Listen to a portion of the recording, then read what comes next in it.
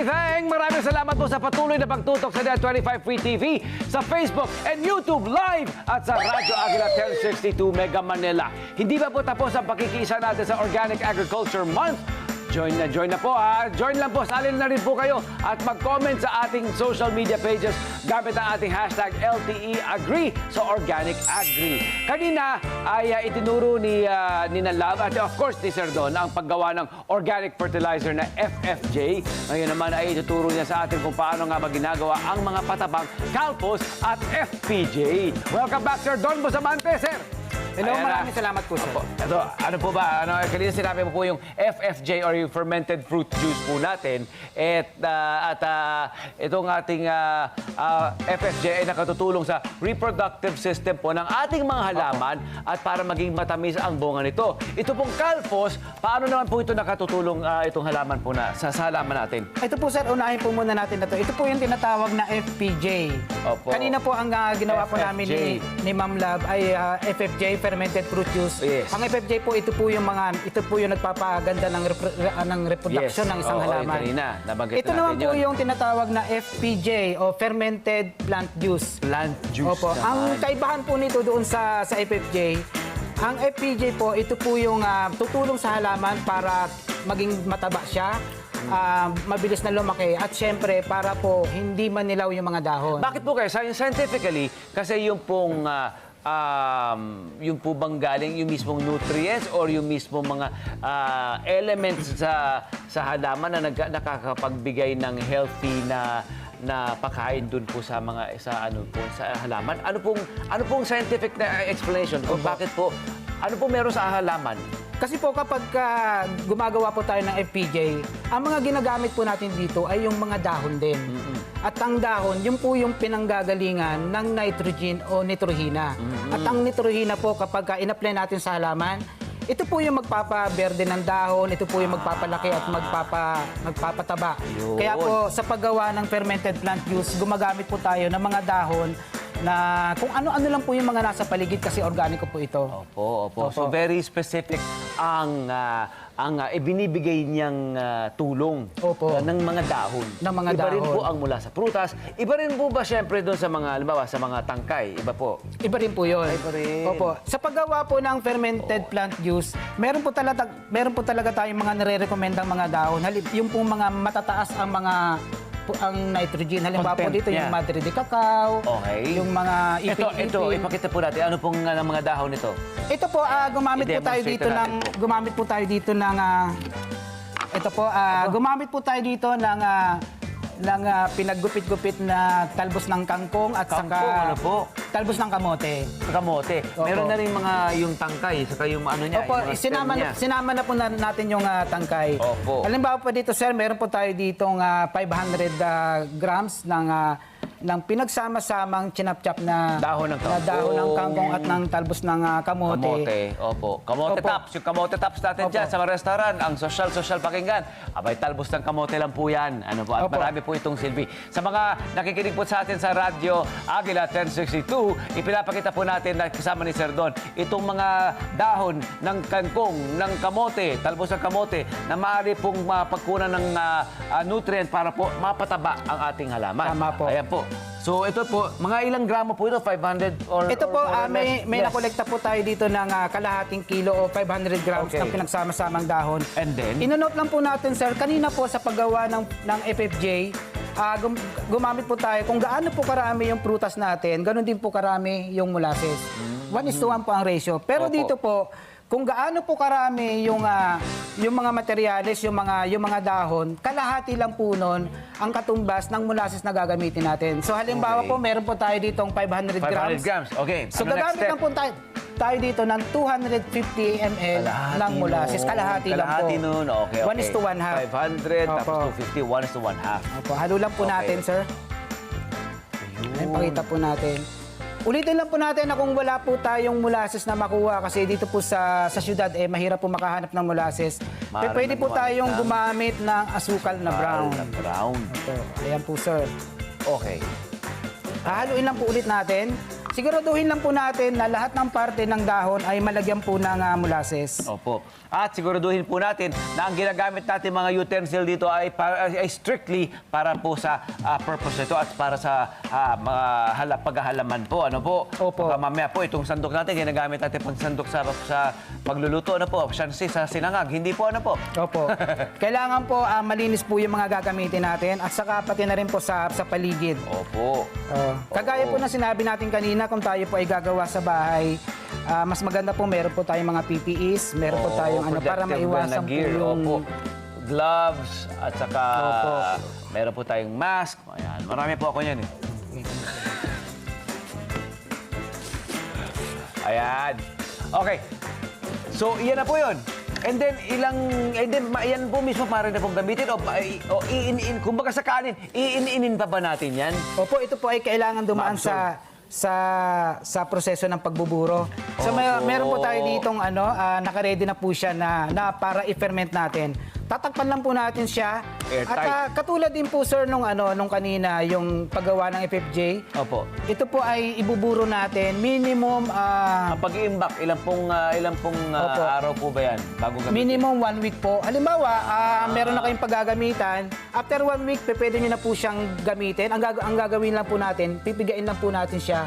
At yung pong mapipigaan nyo, yun na po yung FPJ. Pero kung sakali naman na magre-ready ka pa lang at wala ka pa naman paggagamitan, mas maganda po palipasin na natin ng 1 month. Okay. Kasi po, mas matagal, mas potent. Mataas po ang potent niya at syempre mas marami malakas ang po potency. kayong Opo. makakatas. Opo, ayun. After 1 week or after 1 month, ito na po yung magiging finished product niya. Kasi, ang mangyayari, ano pong dapat i-expect natin? Kapag binuksan natin to after, say, a month, ano po ba? Dapat magtutubig? Medyo malabnaw na po ngayon. Magtutubig po, ano po? Ito po ay magtutubig kasi po yung water na nanggagaling po sa mga dahon. Sa halaman mismo, Ito opo. po yung magkakaroon po ng katas. Pagkatapos po, after 1 month, pwede nyo na po siyang i-harvest. Pag inamoy nyo po, talagang masarap po yung amoy, manamis-namis.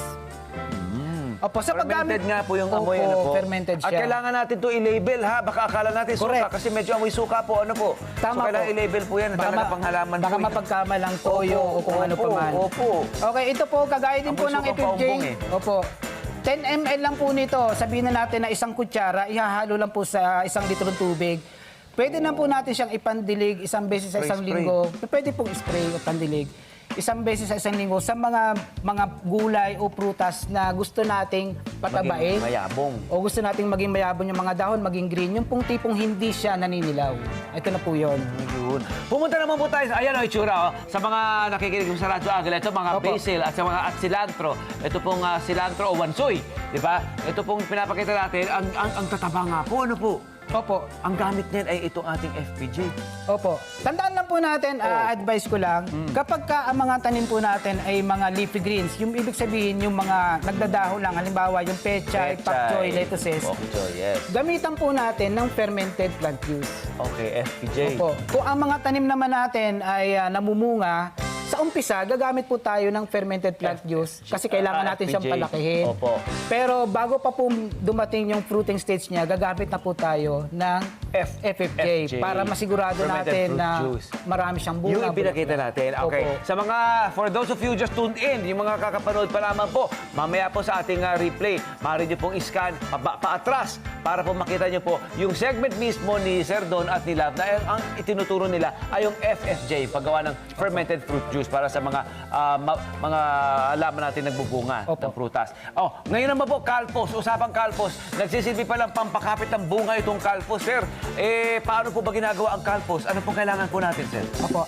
Ang kalpos po ay isang salita na pinagsama, ito po ay calcium phosphate. Alam naman po natin na ang calcium, kahit po sa atin, ito po ay nagpapalakas ng ating ng ipin ng ating buto. Yes. Sa usapang halaman, kailangan din po ng calcium para maging matibay yung kanilang mga stem, yung kanilang katawan, yung sanga. Kumbaga, yun ang skeletal system nila eh. Opo. Ano po? Kailan po tayo gagamit ng kalpos? Opo. Kapag naobserbahan nyo po na yung ating mga bunga, yung mga bulaklak, hindi po nagiging bunga. Halimbawa, nagkaroon siya ng bulaklak, yung kamatis, tapos hindi naman siya nagiging bunga, nagiging kulay brown lang siya at nahuhulog. Parang naudlot. Opo, nauudlot. Ibig sabihin po, may kakulungan po ng calcium yung kanyang lupa. So sa isang organikong pamamaraan, meron po tayong gagawin na alternatibo po sa paggamit ng mga synthetic o mga Yun. chemical based. So itong Calpos, ano po bang ingredients natin dito, Sir Don? Okay. Meron po tayo ditong 500 ml ng Suka. ng sukang natural. Sukang natural. Pag sinabi natin sukang natural, Pwede po yung sukang paumbong, yung sukang nyog, sukang sasa. Opo, Hindi po tayo pwedeng gumamit yung mga suka na nabibili sa opo, yung may mga sibuyas na, yung mga gano'ng pinakurat. Saka po yung mga branded, hindi po yun. Opo. Gagamit lang po tayo dito ng sukang natural. At meron din po tayo ditong eggshell o balat ng itlog. 500 Opo. grams din po ba yan? Opo. Halimbawa po, meron po tayong balat ng itlog. Ang gagawin lang po natin, ikakras lang natin ng kaunti. Huwag naman pinong-pino. Tapos kailangan po nating isangag. So, isasangag. Opo. Okay, parang medyo Yes, sir. tostado ng kaunti. Opo. Bakit po? Kasi po, kapag hindi po natin sinangag, ang lalabas po at pinaghalo natin sa suka, ang lalabas po nito ay calcium nitrate. Pero ang kinukuha po natin ay calcium phosphate. So kailangan pong isangag natin. Oo, so kailangan chemically altered ng heat para po lumabas yung Phosphorus niya. phosphorus. Opo. Saya. Hindi naman kailangang sangag na sangag. Tama lang po Opo. na maging golden brown siya. Opo. Ano po ba ang benefit na nakukuha ng halaman doon po sa eggshell mismo? Or is it the eggshell or the phosphorus from it? Yung phosphorus po. Calcium at phosphorus po. Calcium at phosphorus. Calcium at phosphorus. Ang calcium po, ito po yung magpapatibay ng sanga ng kapit ng bulaklak. Opo. Ang phosphorus po, ito po yung magpapaganda ng kalidad ng ugat. So pag pinagsama po siya, napakaganda po ng epekto nito sa halaman. So paano yan? Anong gagawin na po natin yan? Okay, Simpleng halo lang po. Opo. Ito ba yung suka? Ito po, meron po tayo ditong 250 grams Okay. ng balat ng itlog. At Okay. meron po tayo ditong 500 ml ng sukang natural. Okay, so Okay, so ang gagawin lang po natin, paghahaluin lang po natin yan. yun lang po. Opo, paghahaluin Ano lang po ang natin. benepisyo? Bakit po tayo gumagamit ng suka? Napansin po, lagi tayo gumagamit ng suka. Yung pong suka ay... Opo. Ang suka po, ito po kasi, ang calcium niya ay nasa mga balat ng itlog. Ang pinakamabilis para po ma-extract natin yung calcium content niya sa pamamagitan po ng suka. Yung component kasi ng suka ang siya nagpapa... Opo.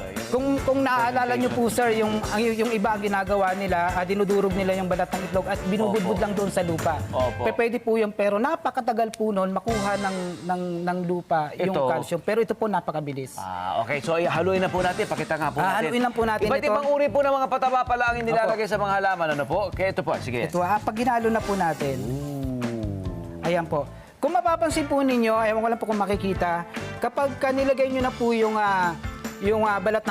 balat ng itlog, makikita nyo po nagbabubbles May mga- po siya. Opo. Magugulo po siya. Ibig sabihin, ini-extract na ng Ayun, no? suka. O yan po, Maangat siya kusa. ini-extract na po nung suka, yung phosphorus calcium content. at calcium Calcium content. niya. Ayan po. Opo. Parang magic. Pero po, ganito po, kapag Very scientific. Science tama na po. science. Opo. Opo. Ito po ay kailangang palipasin natin minimum 21 days. So mga 3 linggo po ito. Okay. Tatlong Para linggo. maximum na ano niyan, Opo. potential, abot na abot. Opo, ito po ay tatakpan natin pero hintayin po natin galing. na maging ano na po siya, sir, maging payapa na siya. Pag kumalma na siya, Pag pag tumigil kumalma na na- yung pag Opo. tumigil na yung prosesong ito na ini-extract niya, umaangat na po yung calcium Opo. sa ibabaw po na sa Kapag surface po may ng suka. tahimik na po siya, Opo. tatakpan na po natin siya. Tatakpan. Pagkatapos po Tapos niyan, po, palilipasin po natin yung 3 linggo. After 21 days, sasalain na po natin. Yung pong suka na yun na po yung kalpos. So, ang gagawin lang po natin, sir. Sir, wait na po. Sir, ito po, ang mangyayari po niyan ay dapat po hindi haluin. Tama po ba? Dapat po hindi, hayaan nyo lang po siya. Ayun. Hayaan nyo lang po siya. Kasi angat ng angat Na, yun. opo, na hindi siya na istorbo. Okay. Pero po, sir, pwede nyo po siyang tingnan, sabihin na natin na isang beses sa isang linggo para malaman mo kung ano na yung nangyayari. Pwede buksan. Pwede nyo po siyang buksan, pwede nyo po siyang i-check kung tama ba yung proseso, kung Opo. hindi ba nagbago yung amoy. Pwede buksan, huwag gawing sausawan. Opo. Sige. After 21 days, pwede nyo na po itong gamitin sa mga halaman nyo na sa tingin nyo hindi po nagtutuloy yung pagbunga. Kadalasan po nangyayari po ito sa mga tanim na kalabasa, na sili, kamatis. At hindi lang po yan, sir, kapag napansin nyo, yung tanim nyong kamatis, yung mga dahon nagkumukulubot siya. Isa rin po yung senyales na lack of calcium. Sa mga malakihang puno na naman nagbubunga ng, halimbawa, ng mangga, yung mga malaki, maaari po ba? Kasi tinatanong ko po, kasi po, may dumating na po sa punto na yung malaki naming punong mangga na dati mayabong at mabunga, parang tumigil na po. Tumigil na siya. Opo. Nagkakaedad din talaga sila na po, pero po, pwede po ba Pero yun? po kung bata pa Marami yung tanim yung mangga at tumigil na sa pagbunga, ang ibig sabihin lang po nun, doon po sa kinalalagyan niya, nakukulangan na po siya ng source ng pataba. Wala na po siyang makuha doon. So, in organic way, pwede pa rin po natin i-apply. Hindi lang po ito sa mga gulay, kahit po sa mga palayan natin, sa mga gulayan po natin. Ayan, aboy, sa mga kababayan nating magsasakarian at mga rice growers po yan, Opo. Pwede rin po sa palay. Marami na po ngayong mga napuntahan nating farm na nagtatanim po sila ng palay at gumagamit po sila ng mga organikong pataba. Hindi lang po mga prutasan, wala pong imposible sa organic. Pwede po bang pagsabay-sabay ng FPJ, FFJ at Calpus? Kailangan po, sir, mauuna po yung FPJ. Opo. Halimbawa po, maliit pa yung tanim mong kamatis. Hindi mo siya pwedeng bigyan ng FFJ kasi maliit pa siya, pabubungahin mo na. So, hindi pa pwede yun. Kailangan po, palakihin mo muna yung kamatis, paberdehin mo muna yung dahon, patabain mo muna siya. Saka ka magbibigay ng FFJ kapag dumating na yung fruiting stage. Ayan ha, sa nagtanong ha. Ayan po, noted po yan ha. Sinabi na ni Sir Don yan. Maraming salamat po sa ibinahagi niyo po. Kaalaman, Sir Don Bustamante, ang ating Certified Organic Gardening Advocate. Wow! At ito po ang delivery niyo po, Mr. Donut. Naku, maraming salamat. Congratulations! Nakatutuwang pang merienda yan. Mr. para- Donut. Opo. Maraming salamat. Ito na yung ating Ay, kala ko ito yung sasawa ng fishball eh. Pagkain na naman na natin. Opo, yung naisip ko eh.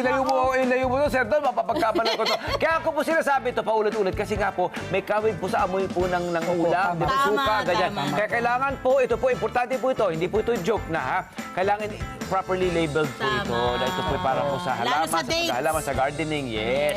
At dahil sa pagtataguyod mo ng organic gardening sa bansa, abay, ayan, ito po, deserve na Deserve niyo po. niyo po yung ang ating inyong,